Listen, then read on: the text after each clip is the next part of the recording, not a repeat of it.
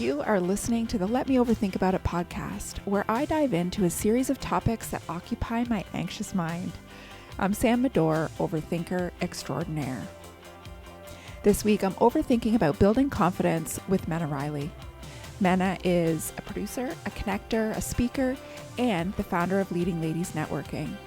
Here's our chat. I am here with Menna Riley. Hey, Menna. Hey, how's it How's going? it going? Jinx. Oh, exactly. I was just commenting, if you're watching on YouTube, you'll see this. I was just commenting to Menna before we went live. I love that bay window. It's just, you must live in an older house, do you? Yes, it's definitely an older house. So Mm. it comes, I said it comes with the pros and the cons Yeah.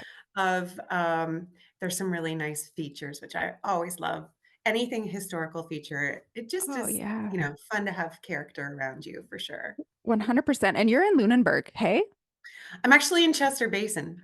Oh, even better. Oh, I love Chester. I've been on the South Shore for over a decade now. Not many people know that because I run Yeah. all my big events in Halifax, but yeah, Yep. I love the South Shore. Oh, me too. I've done a lot of well, not recently. I say that, but now it's probably been like 10 or 15 years. But I used to do a lot of theater in Chester over the years. And so Oh, Chester Playhouse has a spot in my heart. I just love it down there so much. it's so beautiful, the new renovation they just I completed. haven't been since. Oh, that's good to know. It's stunning. And they've been doing Yay. some fun programming there as well, like Oh, movies on the good. weekends and family days and just everything, getting a variety and keeping it really community based. So I yeah. love that. So Yeah. cool. So as always, I get off topic immediately. We said we're going to be off topic immediately, and we did that. We succeeded. So there you We go. we're so successful. Yeah. That's right. So I have a million questions for you from a business perspective. So, but before I get into sort of those types of questions, because I love picking your brain about sort of networking and all of those great things, I want to start by asking you, and I do ask most of my guests this, do you actually consider yourself to be an overthinker, or do you identify with that word? I would like to say I'm a recovering overthinker, Okay, good. because I have identified that I certainly have done that. And I think it's easy for anyone to fall into that fray, but specifically for me, I've spent over 25 years as an event planner, a major event manager, and Hmm. my job is to never stop thinking about Right. details. And it always has been like, I'll go to sleep just so I can go, well, if I dream about a detail that I might have forgotten, at least the sleep will be productive. Amazing. As a fellow event So, planner, yeah. I can 100% relate to it's terrifying, but it's also very interesting. You program your brain to never stop thinking, and Yeah. that is your job, and your job is your livelihood, and there are Yep. so many reasons why you should never stop overthinking because it saves, one of your clients, it'll save them money, it'll save them time, it'll save them face. Yep. So there's so many reasons that we have to overthink. And I Hmm. think, I love that you have this podcast, like let's call ourselves out. Yep. And the more that you're aware of something that you feel is maybe holding you back, or it helps Yeah. to share details about that and relate to other people, I think the better. So I would like to say I'm recovering because I am aware of it. And Yeah. it is Yeah. so hard to let go of that Yeah. constant churn, but it's also so healthy for us when we can figure out just whatever little hack is gonna work for today. 100%. And there is an argument too to say like that. And somebody said to me once, I can't remember who it was on my podcast, that overthinking is a superpower. And I was like, bring that on because, Oh, if yeah. that's a superpower, then I am superhuman 100%. But also where you can actually use it to its benefit, like you were just describing with for work, like making it sort of a benefit to working with Menna is that she's going to consider all of those details, and that in that sense, overthinking is a positive. That's the fine line, though. So That's you right. have, gone down that valley and you're you know, the best overthinker in the world. But at what point is that gonna start working against you? That's right. Well, I think we all know the outcomes, Yes. that can come from that. I suspect anybody listening right now is nodding their heads going, yeah, okay, We that got a resonates with collective me. nod going on. Oh, yeah. Yeah. Exactly. And so, and I think too, and do talk to a lot of small business owners, a lot of female small business owners who do Mhm. identify as overthinkers. And I think as an entrepreneur, I just feel like that's part of the job description. Like I think, you have to be on your toes, you have to be considering all options. You have to count on yourself, right? So it's like Yes. I think it's a natural thing for females, and I also think it's a natural thing for entrepreneurs. So put those two together Oh, and yeah. yeah. And the event planning background Oh yeah. and, you know, Yeah. people pleasing, throughout your life. Everything combined, Yeah. yeah, it can create a lot of problems, but I think, again, like, talking about identifying what triggers you, what makes you, get stuck in it, Yeah. and how to best create space for you to get out of that is, that's really a recipe for success. So Yeah. I'm not saying I'm the most successful, No. formerly self-identified overthinker, but I will say, like I mentioned before, like whatever is going to work in the moment that I need it, I'm going for that hack. I'm going for that. I'll Yeah. reread that quote, whatever it takes. Yeah. What are some of your hacks for, when you recognize that, like, I'm in the thick of it, I'm not being productive with this, it's actually working against me? Where do you go for sort of those quick, I want to say quick fixes. I mean, Yeah. there are some, there aren't some, but what are your hacks that you lean on? Calling out my sister Yep. or just texting my business besties, like all my friends. I have a lot of entrepreneur friends, just Yep. being like, in one sentence, tell me, should I do A or B? Boiling it down to, a question I can ask myself, I think is probably the most helpful, or just jotting down, like, what do I need right now? And Yep. I can only answer one question, then it just like gets me, I need to spend 20 more minutes and then I will be Yeah. out of this hell. So just like Right. finding out what you need and not overindulging in that. Like get the answer now. Yeah. Because we can think about things as long as we give ourselves time to, Mm-hmm. right? So Yep. just and often my friends or my sister will, or any of my sisters will just say, just write it down and do it. Like I know that.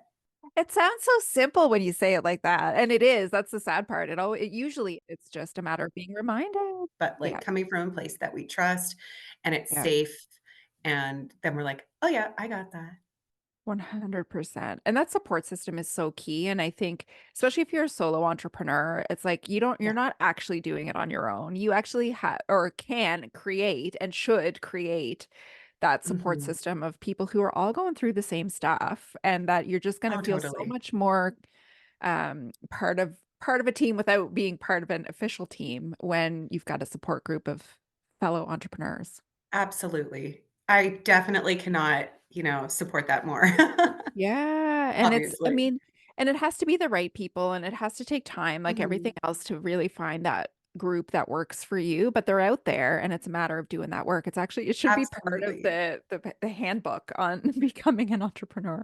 I couldn't agree more. Absolutely. Like, you Yeah. definitely need people you can reach out to, even though you know they're busy, and they're Yeah. as busy as you are, and you're Yeah. like, don't write me back until you can write me back. Like most of my texts are Yeah. like, I know you can't write me back yet, so don't worry about it. But if you Yeah. can, da da da.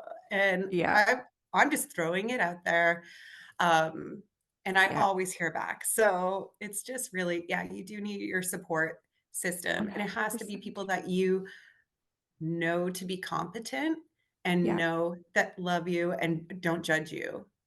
Oh, So, huge. Yeah. right? Yeah. Huge, or that you don't have those sort of comparisons with that you're sort of feeling like, "Oh, that person makes me feel lesser than," or whatever the case, Right. real or imagined. those feelings exist, Very good right? point. Yeah, for sure. Yeah. Yeah, you can't have any of that with your circle. No, exactly. That's so key.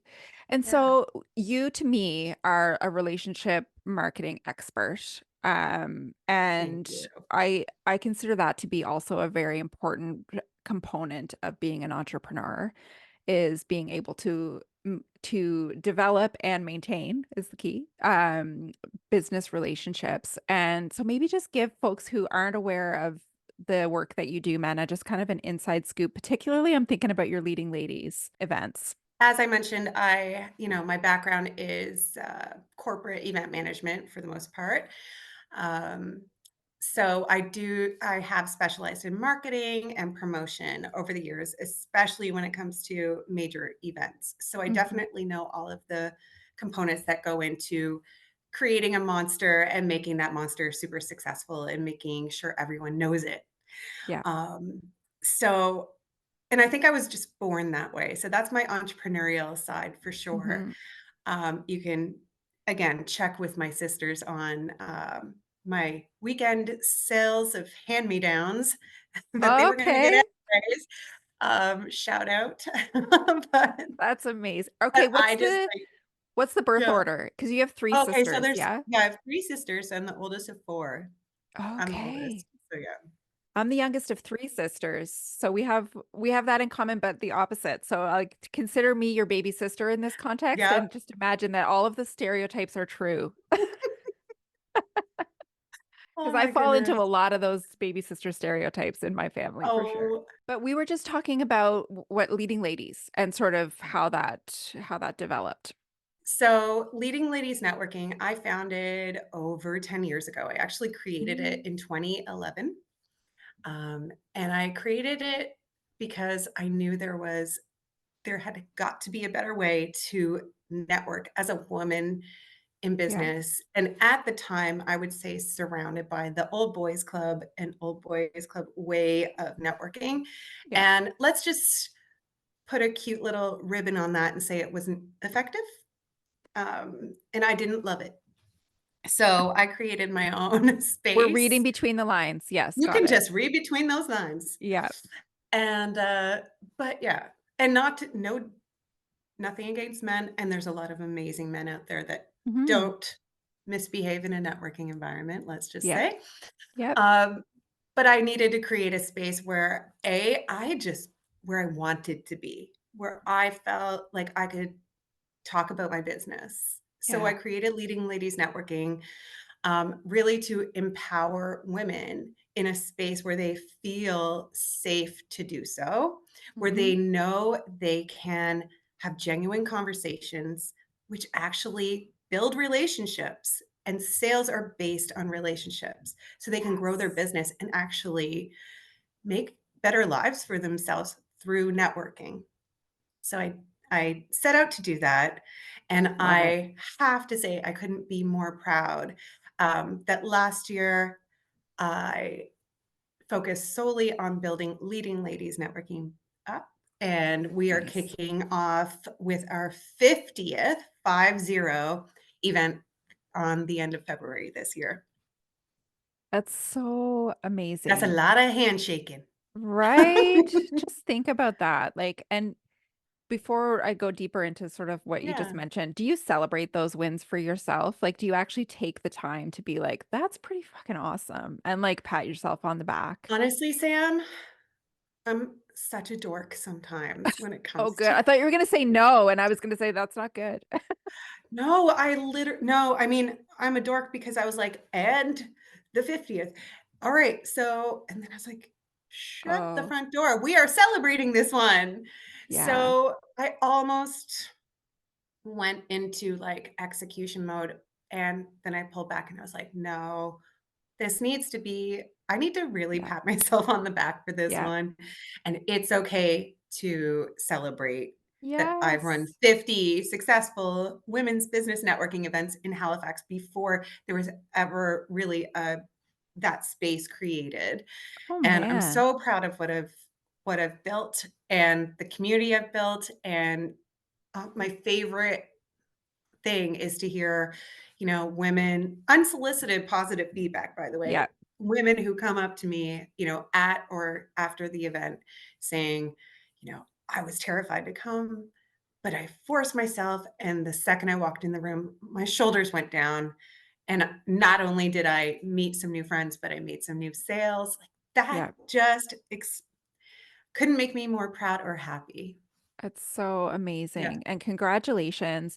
And I think Thank too, you. I hate that it's a natural reaction for us to almost feel uncomfortable with those wins and even to say the words like I'm proud of myself for that takes You're a lot right. of It takes a like lot of practice. yeah, it does. Yeah. And no matter what, just kind of makes you feel a little strange. But I hope that shifts more, and it has started. I have seen it shifting, and but I just hope it shifts more. So it's just like we don't even think twice about it. Exactly. Well, I find it's so much easier to create that for other people. Like, I'm like, "Tell me Totally. your top 5," and I'm like, "You did this? Way to go." I'm Yeah. so, used to being a cheerleader for other women in business, Yeah. and sometimes it's when you're doing that, you do forget to do that for yourself. So, it's Totally. important to remember to take your wins and celebrate them. It doesn't matter if it's your 5th or your 50th. Yeah. Really take the time to celebrate the overcoming a hurdle that was particularly challenging for you, and it may not sound like it's going to be, you know, it's a big deal for someone else. It probably is. So they can Yeah. probably relate if they see you celebrating, what you've overcome. Oh, I love that. Yeah, it's definitely a cycle and you can kind of pick up on it. And, I just think too, like being able to recognize the impact that you have. I think that word is I love the word impact. And I work with the United That's Way as another well. And scary I, one. right? It's like, we're all about impact at United Way, but I never think Yeah. of it in terms of my impact. But think about it. Those testimonials that are coming through, like you said, unsolicited feedback, that's all the impact that you've made just by executing the idea you had however many years Yeah. ago. Yeah. And it feels really good. Yeah. Yeah, I love making that impact for sure. So I want to ask you because, and of course, I modeled my women's social network after your leading ladies, and I just looked and it was 2013 that I started that. And mine has taken on multiple iterations. I've taken many hiatuses, if that's a word. It's no Hiatai? No, I'm kidding. hiatus. Yeah. I kind of like that actually. Let's go with Yeah. it. Okay. And I've just brought it back from a bit of a hiatus right now. Anyway, regardless, I find it exhausting. So from the I'm just being real here. I love it. And I love that I have a role in it. And I love that I'm able to bring people together. But I find the Mhm. act of networking exhausting. And so I'm wondering from your perspective, because events can be exhausting anyway. You talk about the event hangover after it happens and all of those things. But how do Mhm. you sort of balance, even though balance can be an elusive word, how do you balance sort of being the hostess, being on with like not burning out? That's a Or do you? really awesome question. Um, I would say, again, having that event background has probably prepped me in the best way for managing my energy and knowing what's going to take more of me, what's going to be easy sailing, smooth sailing. Yeah. Um, and of course, it's never going to be at a great time for you. You're never like, you know what? I feel like going networking, and good thing I have this giant event in front of me. So you do need to prepare and be very conscious of your energy and what it's going to take to Yeah. be your best networking self when you're meeting new people, when you're reconnecting with people you haven't seen in a while. And then, especially, and I'm just going to throw this one on here, and I know we're going to get sidetracked, but post COVID networking is very different networking. Yes. It takes so much more energy, and we have to be cognizant of that, but it's Yeah. also like, okay, how do we if that's a trigger, how do we overcome that? So for me personally, I know networking does, not everyone's an extrovert. So Yeah. when I go into a room and I start meeting people, and even if it wasn't my event, you can't it's hard to stop me. I get so much energy out of that. I Mhm. love meeting people. I love hearing their stories and I love connecting them with other people, like finding out what they need and connecting them with someone I know in my network that they could, work together or this person.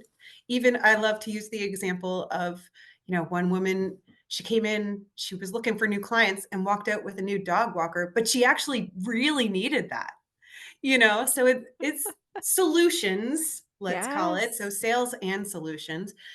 Um, but how do you protect and direct your energy when it comes to networking? I Yeah. personally have spent obviously spent a lot of time in this space.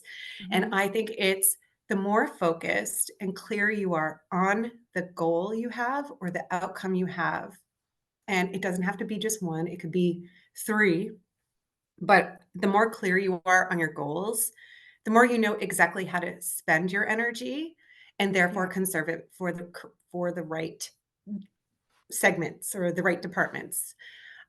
So a Okay. great example of this, and I'll just take it to the screens, is, a lot of women, actually, forget the women, a lot of people Yep. find social media marketing exhausting. Would Yeah. you agree that's like a great, easy general statement to agree with? 100%. Yes. And a lot of the time, people say, "Oh my god, I just like I have to get these 50 more things done," and they're not focused on what that actual goal is. If they're looking for 3 new clients and they think 10 posts a week is gonna get them there, maybe that's their business model and maybe that will get them there. Yeah. But if they're looking to make relationships happen and, build and nurture relationships with people that are like-minded, share the same values, and want to support their business, then the number one marketing strategy they should have is networking. Yes. Yep. So put Right. yourself out there, get out from behind the screen, and the more focused you are, the more energy you have for that. You know what I mean? So I if you're totally not if do. you've n I don't know what I'm doing, but I'm gonna spin my wheels over here, that's exhausting. But Mhm. if you know what you're doing, you're going in, if it takes me 20 business cards to land 1 client, I'm gonna go to this many events per month, Yep. and I'm gonna get better and better at finding where my target ideal clients are. And I'm gonna meet them in person. And that's manageable, right? It's not like you're saying, I'm gonna get 25 new clients or something like that. You're setting a Yeah. manageable goal. Exactly. Yeah. So I know the number one, if people have all their buckets of, their marketing budget. And I did a lot of client research for this too. So I'm not just talking out the side Yeah. of my mouth, as they say, but or something else. Yeah, right. Um, but really, not a lot of people budget at all for, let's just say, their overall marketing strategy. Yeah. And um, then even fewer percentage budget, sorry, for networking. So, what's the Right. number one conference you could go to for your target clients? Plan one of those a year. Yeah. Maybe one networking event a month if you feel you can't handle more than one. Well, Yeah. let's hand pick those ideal ones and have a strategy behind why I'm going to it. And it Yeah. becomes so much more. So I help um, not only set that stage and create that space where people can conduct themselves and have effective networking if that's what they're going for. Some Right. people are, they might move from away or come back home and they need to grow their circle and they're just looking for cool friends. So Yeah. like, yeah, get yourself out there, but how do you do it? So there's the walking in the room strategy, which I'm just happy to be here. Yeah. That's not a bad strategy, and I'm not against that at all.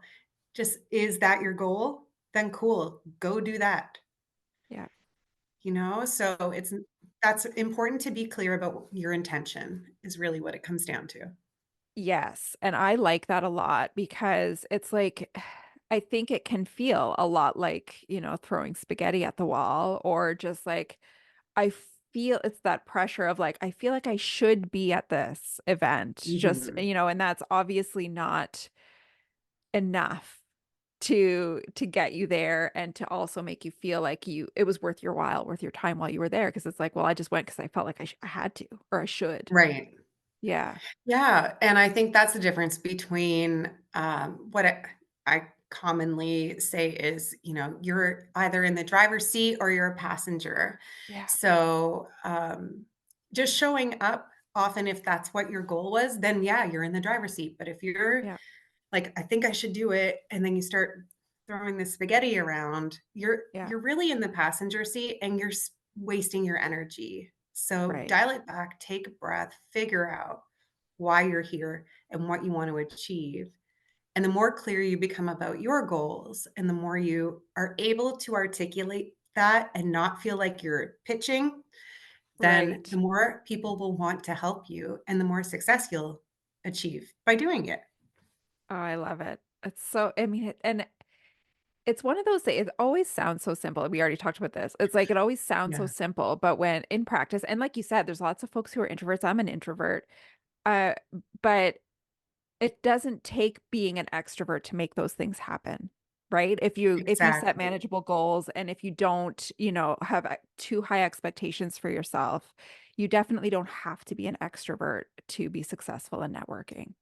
No, and I would say, like, more often than not, like, extremely more often than not, I have women who are self-identified introverts. Those are the ones that come up and say, "I wish I had come to the event sooner. I wish I had done this Yes. sooner.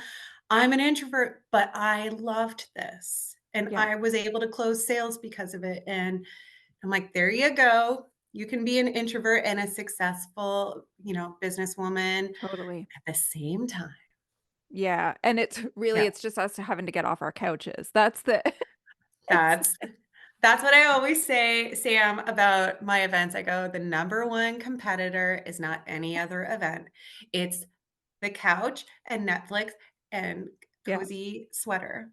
yeah. So And my dogs, and your doggy, yeah, your fur babies It's and snacks. Well, we have snacks, but, yeah. I digress. But yeah, it really is like, you could do that, but Mhm. what if you had that goal? What if you had that goal of like, "I wanna meet 3 new people this week." Yeah. Then I know how to get myself to this event, and I know how to meet 3 new people. And I think too, it doesn't have to necessarily be from the lens of a client, like you were saying. Like I could actually go and just want a mentor too, like want somebody Yes, who I can speak to who maybe has been in business a bit longer than me and can kind of be that cheerleader for me moving forward. I mean, that might be a absolutely. tall ask, but in that moment, you can find somebody who you can sort of get to know and can become that trusted confidant or mentor. Absolutely, and like you said, if you have that clear goal and you're chatting with someone, maybe you met them a couple times before, maybe they're not the mentor that you're looking for, but they probably know someone that would be. That's right.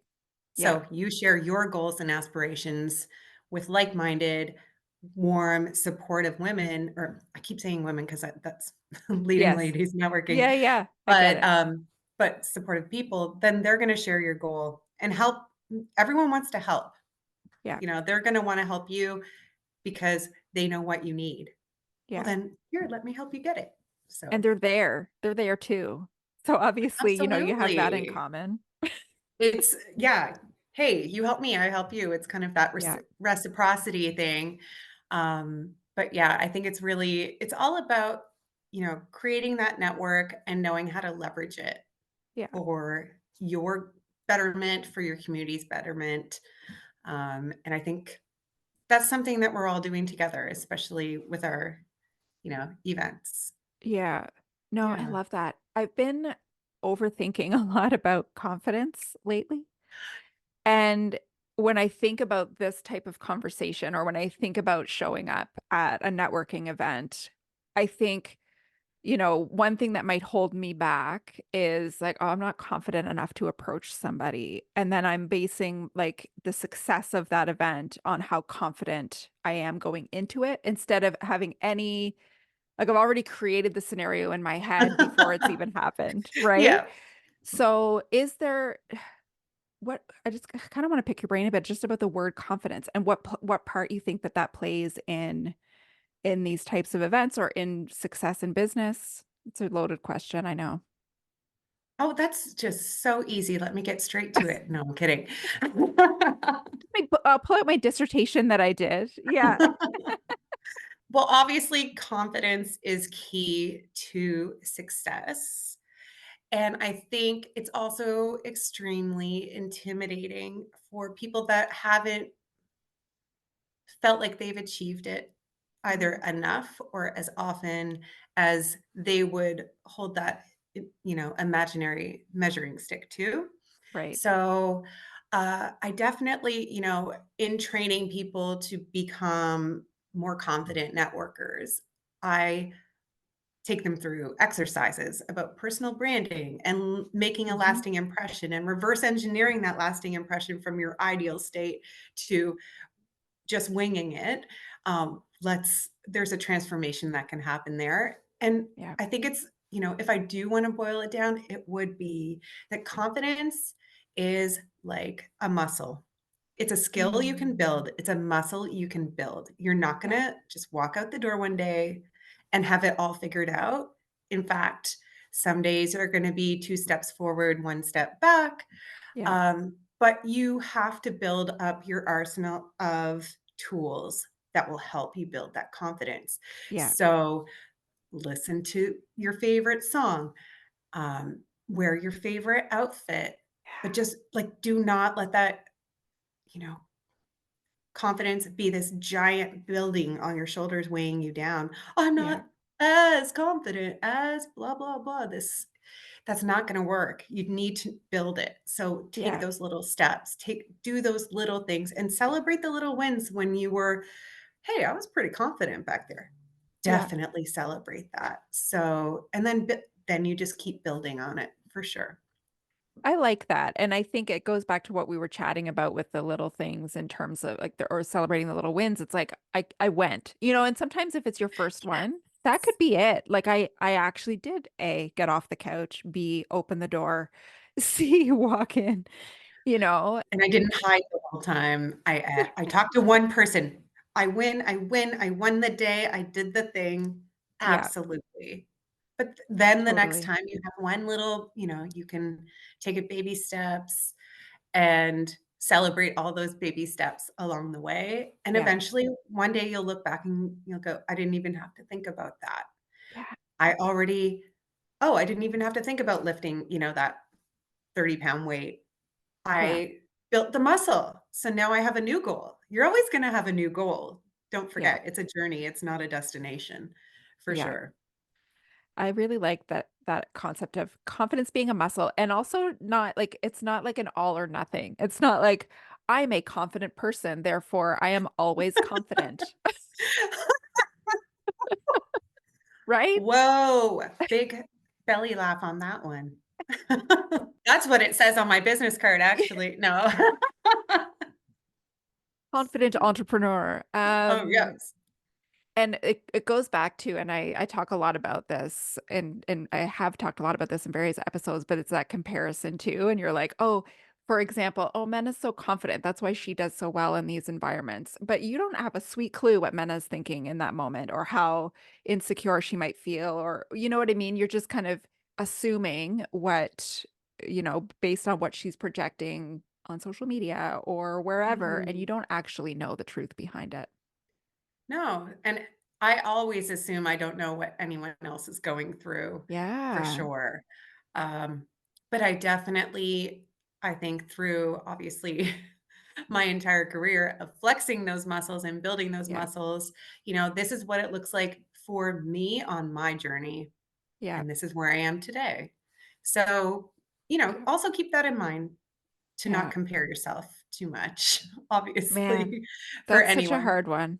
Yeah, I find it that is. it's a challenging one. It comes up a lot in these conversations because I think I spend a lot of time doing it myself. Well, yeah, and that's, imposter syndrome and what have you. Yeah. But honestly, if you can nail down that concept and even just accept that, even if we all had a podcast called Let Me Hmm. Overthink About It, Hmm. nobody's podcast would be the same as your podcast. Yeah. So you use your own voice and your skills and your experience and your heart and your Yeah. values and your spirit to create your voice and the impression Yeah. you're going to leave. So you know you can be the best, most confident you because only you can do it this way. Right. And if I Yeah. was to try it, it would look totally different. Yeah. So how could you possibly even compare? That's right. No, I really like that. You're right. It's so easy to get lost in the other, but you're absolutely Mhm. right. And you need to focus on the uniqueness for sure. One Yeah. thing that's really key, and you mentioned this briefly, is the connection piece, like being able to connect folks. Like, and I think that for any host in those environments is so key because if you have a sense, a gauge of who's in the room, you can so easily notice who might need some help connecting, but also be able to say, oh my gosh, I know the perfect person to introduce you to. Okay, so I definitely feel like I have a bit of a superpower when it comes to connecting people. And I Yeah. think that comes from obviously building up all the skills I've built over the years in my experience, but I have an excellent memory um, for the most part Yeah. for people's names and how I met them and what they do. And so that really comes in handy when I'm connecting people. Yeah. I genuinely want to help them. So I'm Yeah. listening for how I can help them. I'm asking them how I how can I help you? Who do you need to meet? And even I just did a post the other day of two women that were at the last event. And one of them, I was like, who do you need to meet here tonight? It was like actually a buddy of mine. And she was like, we're good, but like we are working on this project. And I was like, say no more. And I went and like scooped this other woman out, introduced them, and within a week they had close to $20,000 deal. And I know that doesn't sound Oh, for that's some people awesome. like a lot, but that is Oh my an God. instant connection, instant. Yeah. And that's from listening and moving around and just, again, it's a muscle I have flexed for so many years that Yeah. I can do that naturally now. But I also know because it's a skill that you can train that I can teach other people, how to listen, what to do, like how to follow up, what to listen for, what Yeah. kind of questions to ask. All of those things come together and you know, help you be a super connector. Oh man, I love it. You're so, and it is a natural superpower that you have. I mean, I know you say you built it up, but I just feel like that comes quite naturally for you.